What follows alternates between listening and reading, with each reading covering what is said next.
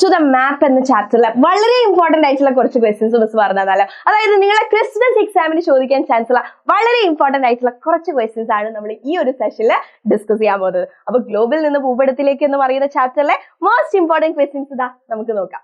First question എന്ന് പറയുന്നത് what is the shape of the earth? Okay, ഒരു മാർക്കിന് ചോദിക്കാൻ നല്ല ചാൻസ് ഉള്ള ഒരു ക്വസ്റ്റ്യൻ ആണ്. ഭൂമിയുടെ ആകൃതി ഏതാണ്? അപ്പൊ നമുക്ക് തോന്നുന്ന ഒരു വട്ടമാണെന്നൊക്കെ ആയിരിക്കും അല്ലെ, പക്ഷെ അത് ഒരു ജിയോയിഡ് ഷേപ്പിലാണ് കിടപ്പുള്ളത്. രണ്ട് സൈഡും ബൾജ് ചെയ്ത് ഇവിടെ പരന്നതായിട്ടുള്ളതാണ് നമ്മളുടെ ഭൂമി എന്ന് പറയുന്നത്. ആ ഷേപ്പിനെ നമ്മൾ എന്ത് പറയുന്നു? ആകൃതിയാണ് നമ്മൾ ജിയോയിഡ് എന്ന് പറയുന്നത്. സ്പെല്ലിംഗ് കറക്റ്റ് ആയിട്ട് പഠിച്ചു വെച്ചോ, GEOID എന്നാണ്. ഓക്കെ, അപ്പൊ ഫസ്റ്റ് ക്വസ്റ്റ്യൻ നമ്മൾ പഠിച്ചേ. ഇനി അടുത്ത question, which is the largest circle of latitude? ഏറ്റവും വലിയ അക്ഷാംശ വൃത്തം ഏതാണ്, അല്ലെങ്കിൽ അക്ഷാംശ രേഖ ഏതാണ്? ഓക്കെ, അപ്പൊ ഇവിടെ ഒരു അക്ഷാംശ രേഖയുണ്ട്, ഇവിടെയുണ്ട്, ഇവിടെയുണ്ട്. ഇതൊക്കെ നമ്മൾ പഠിച്ചല്ലോ, ലൈൻസ് ഓഫ് ലാറ്റിറ്റ്യൂഡ്സ്. അപ്പൊ ഇതിൽ കൂട്ടത്തിൽ വലുതായിട്ടിരിക്കുന്ന ആരാ? നിങ്ങൾ നോക്കിയേ, ഇത് അടുക്കത്തെ ആളല്ലേ. ഇതിനെ നമ്മൾ എന്തായിരുന്നു പറയാറ്? ഇതിനെ നമ്മള് ഭൂമധ്യരേഖ, ഭൂമധ്യരേഖ. എന്താ നമ്മൾ വിളിക്കുന്നത് അതിനെ? ഇക്വേറ്റർ. ഓക്കെ, അപ്പം ഇക്വേറ്റർ ആണ് ഏറ്റവും വലിയ ലാറ്റിറ്റ്യൂഡ് എന്ന് പറയുന്നത്. നടക്കത്തെ ലൈൻ ആയിട്ടുള്ള ഇക്വേറ്റർ ആണ് ഏറ്റവും വലിയ ലാറ്റിറ്റ്യൂഡ് എന്ന് പറയുന്നത്. ഇനി അടുത്തത് വീണ്ടും അത് ബേസ് ചെയ്തിട്ടുള്ള ഒരു question. Observe the figure and complete the table of important lines of latitude. Okay, അപ്പൊ ഒരുപാട് ലൈൻസ് ഉണ്ടെന്ന് മിസ് ഇവിടെ മാർക്ക് ചെയ്ത് തന്നിട്ടുണ്ട് അല്ലെ. അപ്പൊ ആ ലൈൻസ് ഒക്കെ ഏതായിരുന്നു? നമ്മൾ ഓൾറെഡി ഡിസ്കസ് ചെയ്ത കാര്യമാണ്. ഇത് നമ്മളുടെ ഭൂമിയാണെങ്കിൽ യെസ്, ഭൂമിയെ രണ്ടാക്കി ഡിവൈഡ് ചെയ്യുന്ന ഈ ലൈനെ നമ്മൾ എന്ത് പറയുന്നുണ്ട്? ഇതാണ് നമ്മളുടെ ഇക്വേറ്റർ അല്ലെങ്കിൽ ഭൂമധ്യ രേഖ എന്ന് പറയുന്നത് അല്ലെ. ഇവിടെ നോക്കിയാൽ നിങ്ങൾക്ക് കാണാം, ഇക്വേറ്റർ ഭൂമധ്യരേഖയെ നിങ്ങൾക്ക് കാണാൻ പറ്റും. ഓക്കെ, ഇനി ഇതാ ഇക്വേറ്ററിന് മേലെ ആയിട്ട് ഒരാളുണ്ട് അല്ലെ, അതിനെയാണ് നമ്മൾ എന്ത് പറയുന്നത്? എവിടെ? ഭൂമധ്യരേഖക്ക് മേലെ ആയിട്ടുള്ള ഈ ഒരു ലൈന്, ഇതിന്റെ താഴെയുമുണ്ട് ഒരു ലൈന്. ഈ ലൈൻസിനെയാണ് നമ്മൾ എന്ത് പറയുന്നത്? Tropic of cancer. മേലെ ഉള്ളത് ക്യാൻസറും താഴെ ഉള്ളത് tropic of Capricorn. Okay, tropic of ക്യാൻസറും ട്രോപ്പിക് ഓഫ് കാപ്രിക്കോണും ആണ് ഉത്തരായണ രേഖ. താഴെയുള്ളത് ദക്ഷിണായന രേഖ. ഓക്കെ, യെസ്, ഉത്തരായന രേഖ, ദക്ഷിണായന രേഖ. അപ്പൊ രണ്ടും റെഡി ആണല്ലോ. യെസ്, ദക്ഷിണായന രേഖ. ഓക്കെ, ഇനിതാ ഇതിന്റെ മേലായിട്ട് വേറെ രണ്ട് വരികളൂടെ നമുക്ക് കാണാൻ പറ്റൂ കേട്ടോ. ഓക്കെ, ഇവിടെ ഒരു ലൈനും ഉണ്ട്, താഴെ ഒരു ലൈനും ഉണ്ട്. ഈ ലൈൻസ് ഏതാന്ന് നിങ്ങൾക്ക് അറിയാം. മേലെ ഉള്ളതിന് നമ്മൾ ആർട്ടിക് വൃത്തം എന്നും താഴെ ഉള്ളതിനെ അന്റാർട്ടിക് വൃത്തം എന്നുമാണ് പറയുന്നത്. ഇതാണ് നമ്മളുടെ ആർട്ടിക് സർക്കിൾ എന്ന് പറയുന്നത്. ആർട്ടിക്. ഓക്കെ, ആൻഡ് താഴെ ഉള്ളത് അന്റാർട്ടിക് വൃത്തം എന്ന് പറയുന്നു. ഓക്കെ, സോ ഇതാണ് നമ്മളുടെ ലൈൻസ് ഓഫ് ലാറ്റിറ്റ്യൂഡ് എന്ന് പറയുന്നത്. ഇതിനെയാണ് നമ്മൾ ലൈൻസ് ഓഫ് ലാറ്റിറ്റ്യൂഡ്, അക്ഷാംശ രേഖകൾ എന്ന് പറയുന്നത്. ഇനി ഇവിടെ ഓരോന്നിന്റെയും ഡിഗ്രി കണ്ടോ. ഡിഗ്രി നിങ്ങൾ കൃത്യമായിട്ട് പഠിച്ചു വെക്കണം. അപ്പൊ ഭൂമധ്യരേഖ 0 ഡിഗ്രി ആണ്. അതിന്റെ മേലെയുള്ള ക്യാൻസറും താഴെയുള്ള കാപ്രിക്കോണും 23.5 ഡിഗ്രി ആണ്. മേലെയുള്ളത് വടക്ക് കൃത്യമായിട്ട് പഠിക്കണം, താഴെയുള്ളത് തെക്കാണ്. ആൻഡ് ഇതൊക്കെ മേലെയായിട്ട് നമുക്ക് ആരുണ്ട്? ആർട്ടിക് സർക്കിളും ഏറ്റവും താഴെയായിട്ട് അന്റാർട്ടിക് വൃത്തവുമാണ് ഉള്ളത്. അപ്പൊ മേലെയുള്ളത് 66.5 ഡിഗ്രി വടക്കാണ്, വടക്ക് മറന്നു പോരുത് കേട്ടോ. താഴെയുള്ളത് 66.5 ഡിഗ്രി തെക്കാണ്. ഇതാണ് നമ്മളുടെ നോർത്ത് പോളും സൗത്ത് പോളും എന്ന് പറയുന്നത്. അത് എത്ര ഡിഗ്രിയാണ്? 90 ഡിഗ്രി ആണെന്ന് കൂടെ പഠിച്ചു വെച്ചാൽ സംഗതി സെറ്റ്. ഓക്കെ, അപ്പൊ 0 ഡിഗ്രി എന്ന് പറയുന്നത് ഏതാണ്?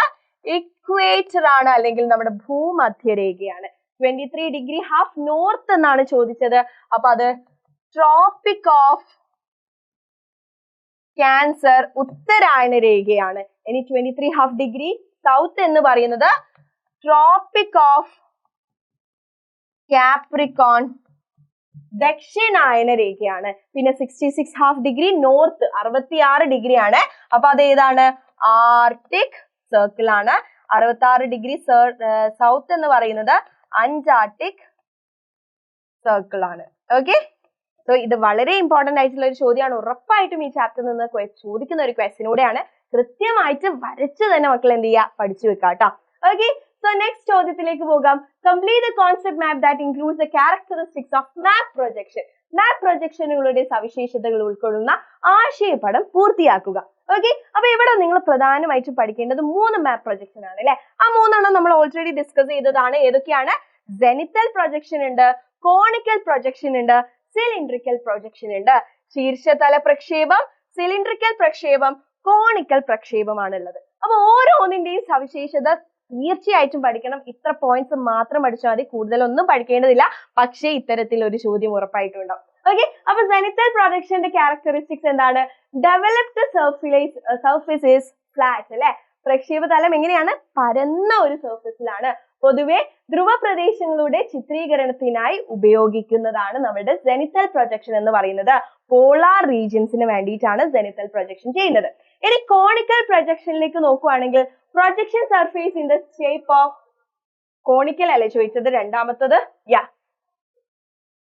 കോൺ ഷേപ്പിലുള്ളതാണ് കേട്ടോ. അതിന്റെ ക്യാരക്ടറിസ്റ്റിക്സ് 4 കൊടുത്തിട്ടുണ്ട്. കോൺ ഷേപ്പിലുള്ളതാണ് എന്ത്? കോണിക്കൽ പ്രൊജക്ഷൻ എന്ന് പറയുന്നത്. ഓക്കെ, നേരത്തെ പരന്നതാണ് ജെനിത്തൽ എങ്കിൽ കോൺ ഷേപ്പിലാണ് കോണിക്കൽ പ്രൊജക്ഷൻ ഉണ്ടാവുന്നത്. Use to make maps of mid latitudinal regions അല്ലെ.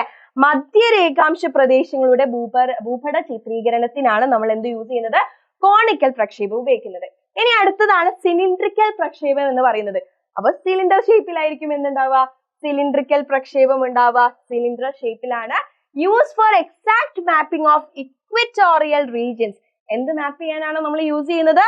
ഭൂമധ്യരേഖാ പ്രദേശങ്ങളുടെ ഭൂപട ചിത്രീകരണത്തിനാണ് സിലിണ്ടറിക്കൽ പ്രക്ഷേപം നമ്മൾ യൂസ് ചെയ്യുന്നത്, സിലിണ്ടറിക്കൽ പ്രൊജക്ഷൻ നമ്മൾ യൂസ് ചെയ്യുന്നത്. അപ്പൊ ഈ 3 പ്രൊജക്ഷനും അതിന്റെ ഫീച്ചേഴ്സ് എന്താണെന്നുള്ള അല്ലെങ്കിൽ ക്യാരക്ടറിസ്റ്റിക്സ് എന്താണെന്നുള്ള കാര്യം കൃത്യമായിട്ട് പഠിച്ചു വെച്ചോ. ഈ ഒരു ചാപ്റ്ററിൽ നിന്ന് നിങ്ങൾക്ക് ഉറപ്പായിട്ടും ക്രിസ്മസ് എക്സാമിന് ചോദിക്കുന്ന ഒരു ചോദ്യം ഇതായിരിക്കും. സോ ഇതൊക്കെയാണ് നമ്മളുടെ ഇമ്പോർട്ടന്റ് ആയിട്ടുള്ള കുറച്ച് ചോദ്യങ്ങൾ എന്ന് പറയുന്നത്.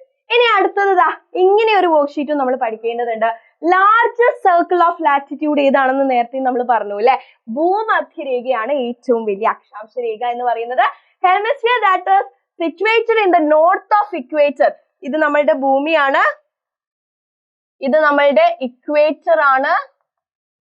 ഇവിടെ നമ്മളുടെ വടക്കുണ്ട്, ഇവിടെ നമ്മളുടെ തെക്ക് അല്ലെങ്കിൽ സൗത്ത് ഉണ്ട് അല്ലെ.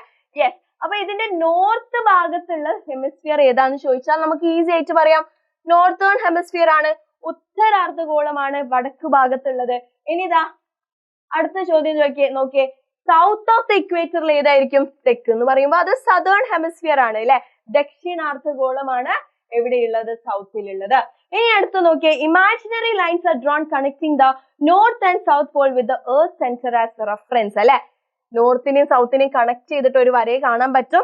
ആ വരയാണ് നമ്മൾ എന്ത് പറയുന്നത്? ലൈൻസ് ഓഫ് ലോഞ്ചിറ്റ്യൂഡ്, രേഖാംശ രേഖകൾ എന്ന് പറയുന്നത്. ഇനി 0% രേഖാംശ രേഖക്ക് വേറൊരു പേരുണ്ട്, ഗ്രീൻവിച്ച് രേഖ അല്ലെങ്കിൽ പ്രൈം മെറീഡിയൻ. ഗ്രീൻവിച്ച് മെറീഡിയൻ അല്ലെങ്കിൽ പ്രൈം മെറീഡിയൻ എന്നും നമ്മൾ അതിനെ പറയുന്നുണ്ട്.